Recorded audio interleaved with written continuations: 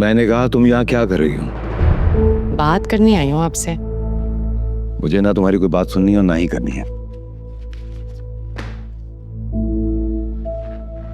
Uncle बात तो अब आपको मेरी सुननी पड़ेगी। बेहतर होगा कि आप इसे लेकर यहाँ से चले जाइए। जो ये कह रही है ना, खामोशी से सुन लो। आप इनको छोड़ें, आप मुझसे बात करें। क्या कहना चाहते हैं? वो एक्चुअली हमने साद और आयशा की शादी फिक्स कर दी है, तो ये पूछना था कि आप आएंगे या नहीं। मेरी बेटी की शादी तो मेरी मर्जी के खिलाफ कैसे करवा सकती हो? आपने तो उसे घर से बाहर निकाल दिया है, तो अब मैं ही उसकी फैमिली हूँ। देखिए हम लोग ना इज्जत और प्यार से उसको रुखसत करना चाहते हैं, तो अगर आप आ जाएंगे तो ये काम थोड़ा और आसान हो जाएगा। तुम मेरी मर्जी के खिलाफ मेरी बेटी की शादी नहीं करवा सकती, सुना तुमने? क्यों शादी नहीं कर सकती? भाई बालिग लड़की है आयशा, और साथ से मोहब्बत करती है।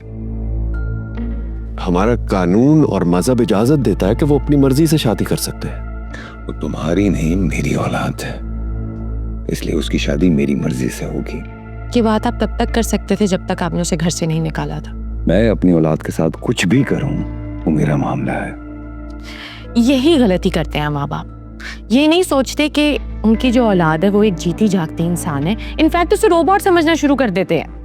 अपनी मर्जी से अपनी औलाद को चलाने को मोहब्बत कहते हैं। ऐसा नहीं होता। आपकी औलाद एक जीती जागती इंसान है, उसकी फीलिंग्स हैं, उसको पूरा हक है कि वो अपनी जिंदगी किसके साथ गुजारना चाहती है वो डिसाइड कर सके। इस चक्कर में ना माँ बाप अपना रिश्ता भी खराब कर लेते हैं अपनी औलाद से, और कभी कभी सारी जिंदगी उसको रिग्रेट करते हैं। आयशा और साद एक दूसरे को बहुत पसंद करते हैं, एक दूसरे के साथ जिंदगी गुजारना चाहते हैं, तो आप इसको अना का मसला नहीं बनाए ना।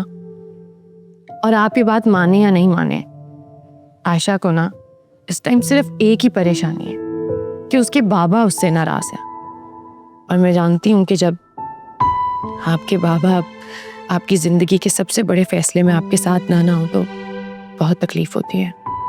अंकल मैंने जितने भी दिन आपके घर पे गुजारे हैं ना, आप सबके साथ, मैं एक बात तो बहुत अच्छी तरह समझ चुकी हूँ कि आप अपनी औलाद से बहुत प्यार करते हैं। अभी सिर्फ आप में और आयशा में एक अना की दीवार है, उसको गिराएं और प्लीज अपने बच्चों को अपनाएं।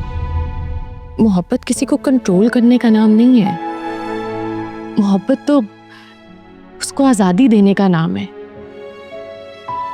अंकल आयशा और साद की शादी अगले हफ्ते, आप आएंगे तो हम सब मिलकर उसे प्यार और मोहब्बत से रुखसत कर देंगे।